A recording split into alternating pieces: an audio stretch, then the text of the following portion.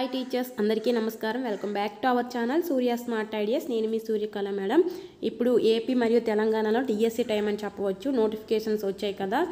So ఇప్పుడు DSC time చాలా ఉత్కంఠంగా ఉంది. అందరూ బాగా చదువుతున్నారు. ఆల్రెడీ చదవడం స్టార్ట్ చేశారు. మీరు ఇంకా ఎవరైనా చదవడం స్టార్ట్ చేయకపోతే నోటిఫికేషన్ వచ్చాక చదువుతాను, ఇంకా ఎన్ని పోస్టులు ఉన్నాయో చూసుకొని, మా జిల్లాకి ఎన్ని పోస్టులు ఉన్నాయో చూసుకొని చదువుతాము అని చాలామంది చదవడం ప్రారంభించలేదు. కానీ నోటిఫికేషన్ వస్తే మాత్రం చాలా తక్కువ టైం ఉంటుంది. లాస్ట్ టైం చూశారు కదా, డిఎస్సి పెట్టలేదు కానీ పెట్టే అంతలా చేశారు. సో టైం ఎంత ఉంటుంది అని చెప్పడం కంటే ముందుగానే చదువుకోవాలి. ఎక్కడి నుంచైనా స్టార్ట్ చేయండి. సో ఇప్పుడు డిఎస్సి టైం కదా, మీకు డౌట్స్ వస్తూనే ఉంటాయి. అయితే మీ డౌట్స్ని కామెంట్ సెక్షన్లో తెలియచేయండి. నేను ఏదో ఒక వీడియోలో మీకు ఆ డౌట్స్ని క్లారిఫై చేయడం జరుగుతుంది. మన వీడియోస్ని ఫాలో అవ్వండి అండ్ వీడియో మొత్తం చూడండి. మీ డౌట్ ఎక్కడో ఒక దగ్గర నేను చెప్పే ఉంటాను ఆ పాయింట్ని. సో వీడియోస్ చూసిన తర్వాతే మీకు ఒకవేళ ఇంకా ఆ డౌట్ క్లారిఫై అవ్వకపోతే మీరు కామెంట్ సెక్షన్లో తెలియజేయండి. నేను వీడియో చేయడానికి ట్రై చేస్తాను. రిప్లై ఇవ్వకపోయినా సరే ఏదో ఒక వీడియోలో దాని గురించి చెప్తానన్నమాట. సో మన ఛానల్ని సబ్స్క్రైబ్ చేసుకోండి. ఇక్కడ నుంచి వీడియోస్ చేయడానికి ట్రై చేస్తాను ప్రతిరోజు. అలాగే బెల్ ఐకాన్ని క్లిక్ చేయండి. మీకు వీడియో పెట్టగానే వస్తుంది.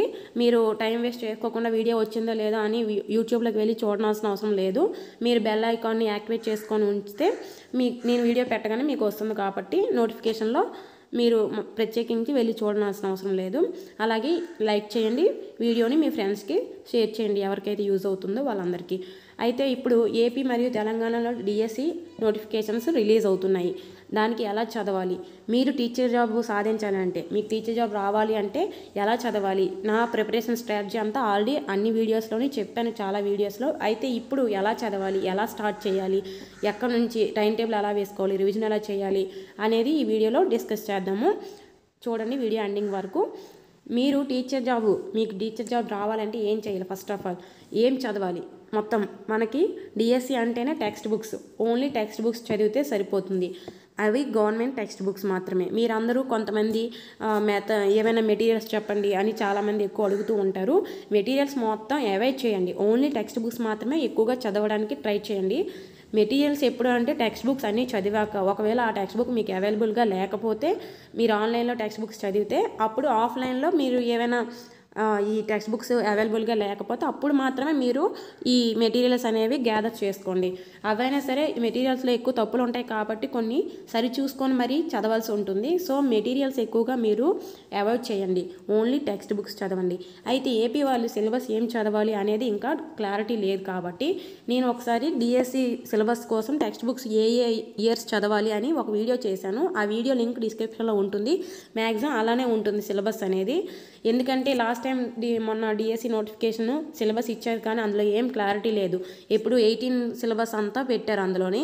సో ఇప్పుడు 24 వచ్చింది. 2024 టెక్స్ట్ బుక్స్ అన్నీ మొత్తం మారాయి కాబట్టి ఇప్పటి వరకు మారిన సిలబస్ చదవాలని నేను అనుకుంటున్నాను. సిలబస్ కూడా వస్తుంది కాబట్టి మీరు 23 వరకు ఏ సిలబస్ అయితే మారింది అది మాత్రమే చదవాల్సి ఉంటుంది. ఎందుకంటే 18 సిలబస్ చదివితే మీరు జాబ్ వచ్చాక 24లో జాయిన్ అవుతారు. జాయిన్ అయితే అప్పుడు మీరు న్యూ సిలబస్ టీచ్ చేయాలా, 18 సిలబస్ టీచ్ చేస్తారా? కాబట్టి మీకు సిలబస్ అనేది కొత్తగానే ఉంటుంది. పాత నోటిఫికేషన్ అంతా కొంచెం క్లమ్జీగా ఉంది, సిలబస్ క్లారిటీ లేదు కాబట్టి సిలబస్ కూడా మళ్ళీ రిలీజ్ చేస్తారు. అంతా న్యూ సిలబస్సే ఉంటుంది. సో మీరు 3rd క్లాస్ నుంచి 10th క్లాస్ వరకు సిలబస్, కొత్త టెక్స్ట్ బుక్స్ ఏ ఇయర్ చదవాలి అని ఒక వీడియో చేశాను, అది ఒకసారి చూడండి, మీకే అర్థమవుతుంది. సో ఏదేమైనా సరే 2023 వరకు ఏ సిలబస్ అయితే ఉందో అది మాత్రమే మీరు చదువుకోవాలి. నెక్స్ట్ ఎలా చదవాలి? ఇప్పుడు మీరు అందరూ కాన్సన్ట్రేషన్గా చదవమని చెప్తారు, చదవాలని మీరు అనుకుంటారు కానీ చదవలేకపోతారు. అసలు ఒకవైపు చదువుతుంటే ఇంకొక వైపు జాబ్ వస్తుందా లేదా, అసలు పోస్టింగ్ నాకు వస్తుందా లేదా అని అలాగ అనుకుంటూ చదువుతారనమాట. ఏ ఎగ్జామ్ ప్రిపేర్ అయినా సరే ఏకాగ్రతతో చదవాలని కూర్చున్నా సరే చదవలేరు. కానీ అలాంటప్పుడు ఏం చేయాలి?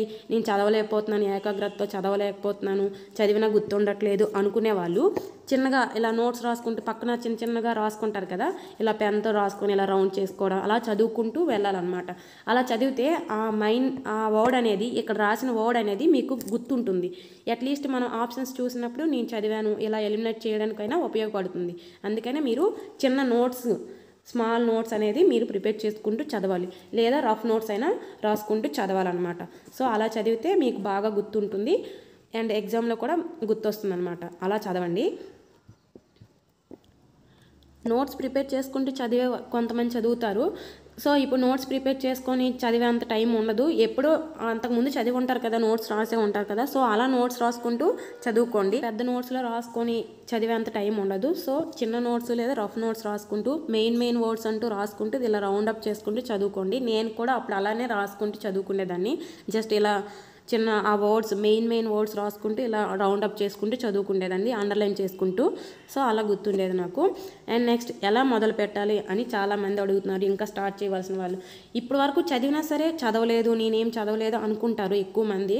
ఎంత చదివినా సరే చదవలేదు అనుకునే ఉంటారు. నాకేమీ రాదు, నేను ఇంకేమీ మొదలు పెట్టలేదు, ఏమీ చదవలేదు అని అనుకుంటారు. కానీ మనం టెట్కి చదివాము, టెట్ 1కి టెట్ 2కి ఇలా ఏదో కొంత చదివే ఉంటాం. అండ్ డిఎస్సికి చాలా బెనిఫిట్ ఏంటంటే టెట్కి ఏదో సిలబస్ అయితే ఉంటుందో అదే డిఎస్సికి ఉంటుంది. కాబట్టి మనం సగం చదివే ఉంటాము. కానీ మళ్ళీ నోటిఫికేషన్ వచ్చేటప్పటికి మేమేమీ చదవలేదు, మళ్ళీ మొదలు పెట్టాలి, మళ్ళీ కోచింగ్ సెంటర్కి వెళ్ళాలి, మళ్ళీ టెస్ట్ సిరీస్కి వెళ్ళాలి అని అనుకుంటారు. కానీ ఎవరు నేను ఆల్రెడీ చదివాను మరి కొంచెం చదివితే సరిపోతుందని ఎవరు స్టార్ట్ చేయరు. సో మీరు ఎప్పుడైతే ఎలా స్టార్ట్ చేయాలంటే నేను ఆల్రెడీ టెట్కి చదివాను, నేను కొంత సిలబస్ని కవర్ చేశాను అని స్టార్ట్ చేయాలి. ఎప్పుడైనా సరే 3rd క్లాస్ నుంచి 10th క్లాస్ వరకు ఈజీ టు డిఫికల్ట్ చదవాలి ఎక్కువగా. నేనైతే మాత్రం అప్పుడు అలానే చదివేదాన్ని. ఫాస్ట్గా 3rd 4th 5th కంప్లీట్ చేసి 6th 7th అలా చదివేదాన్ని అనమాట. ఎప్పుడు 3rd క్లాస్ నుంచి 10th క్లాస్ వరకే ఇలా స్టార్ట్ చేసిన ప్రతిసారి ఇలా చేసేదాన్ని. మీకు ఎలా నచ్చితే ఇలా చేయండి. లేదు అంటే కొంతమంది 10th క్లాస్ 9th 8th అలా చదువుకుంటూ వస్తారు. కానీ ఎస్జిటి మనకి ఎక్కువ 3rd క్లాస్ నుంచి 8th క్లాస్ వరకు మెయిన్ కాబట్టి సో 3rd క్లాస్ నుంచి స్టార్ట్ చేయడానికి చాలా మంచిదన్నమాట. అండ్ 3rd క్లాస్ 4th ఇవన్నీ కొంచెం ఈజీగా అయిపోతాయి, ఫాస్ట్గా చదివేయచ్చు. కాబట్టి ఇంకా కొంచెం బూస్టింగ్గా ఉంటుందన్నమాట.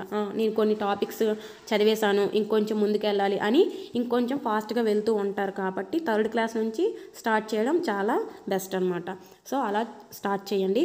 ఏదో కొంతైనా చదవండి. చదవడం ఎలా చదవాలి, వస్తుందా జాబ్ వస్తుందా రాదా ఇలా అనుకుంటూ వెళ్తే ఎప్పటికీ మనం చదవలేము, ఎప్పటికీ కంప్లీట్ చేయలేము, ఎప్పటికీ జాబ్ రాదు. సో మనం ఎంతో కొంత చదవడం మొదలు పెడితే కదా అవుతుంది. కాబట్టి మీరు ఇప్పటికే లేట్ చేసినా సరే చదవడం స్టార్ట్ చేయండి. ఇప్పటి నుంచి అయినా సరే టైం ఏమీ మించిపోలేదు. ఇంకా ఇప్పుడు నేను మొదలు పెడుతున్నాను, జాబ్ వస్తుందా లేదా, ఆల్రెడీ మీరు మొదలుపెట్టి చాలా రోజులు అవుతుంది. టెట్కి చదివారు కదా కొంత అయినా సరే. సో అలా అనుకునే చదవండి. నేను టెట్కి చదివాను, కొంత సిలబస్ కవర్ అయ్యింది, ఇంకొంచెం చదవాలి డిఎస్సికి, నాకు జాబ్ వస్తుంది అనే పర్పస్లో మాత్రమే మీరు చదవండి. అలాగా మొదలు పెట్టండి. And next time table.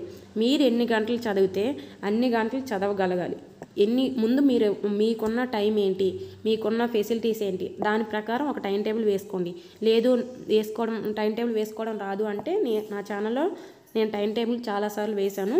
A competitive ఎగ్జామ్కి వేసినా సరే మీకు యూజ్ అవుతుంది కదా. మీరు డిఎస్సికి ప్రిపేర్ అయినా, ఆర్ఆర్బీకి ప్రిపేర్ అయినా, రైల్వేస్ దేనికి ప్రిపేర్ అయినా సరే టైం ఒకటే కదా ఎవరికైనా సరే.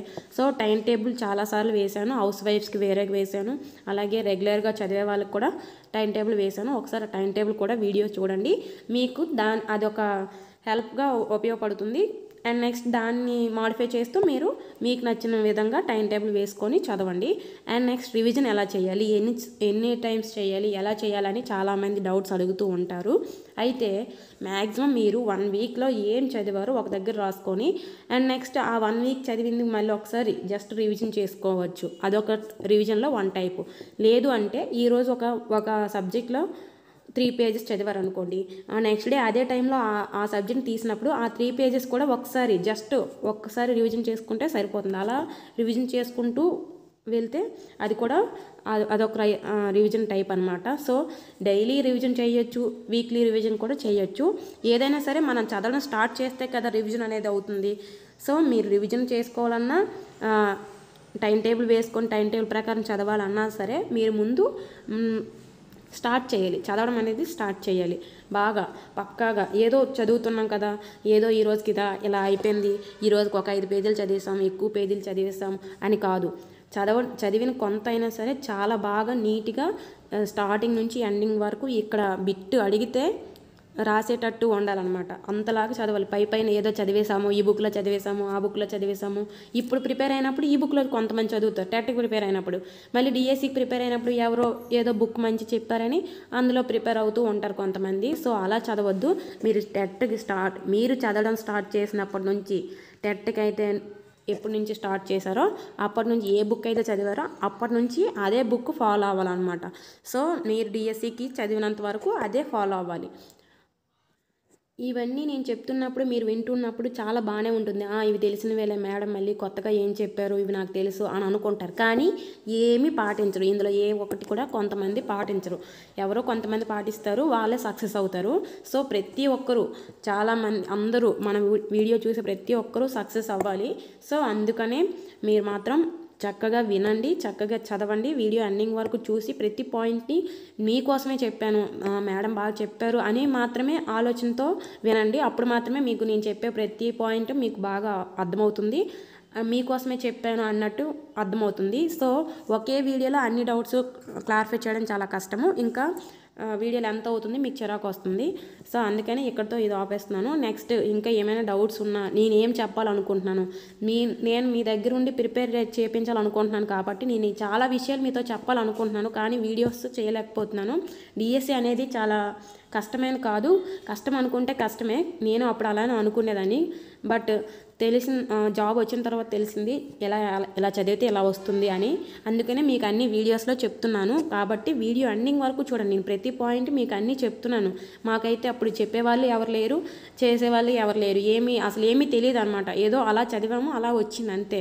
ఇలా చెప్పేవాళ్ళు, ఇలా వీడియోస్ చేసేవాళ్ళు ఉండేవారు. కానీ మా దగ్గర ఫోన్ లేకపోవడం వల్ల మేము చూసేవాళ్ళం కాదు. అండ్ బుక్స్ అలాగా చదువుకునే వాళ్ళము కాబట్టి వచ్చింది. అండ్ మీకు కూడా ఏ వీడియోస్ అవసరమో, డిఎస్సికి అవసరమైతే డిఎస్సి వీడియోస్ మాత్రమే చూడండి. యూట్యూబ్ ఓపెన్ చేసినప్పుడు అన్ని వీడియోస్ మాత్రం చూడొద్దు. మీకు ఏది బాగుంటుంది, డిఎస్సికి యూజ్ అయ్యేవి మాత్రమే యూజ్ చేయండి. ఫోన్ ఎక్కువ వాడొద్దు. Bye bye. అందరూ బాగా చదవండి, ఖచ్చితంగా మీకు జాబ్ వస్తుంది. All the best teachers.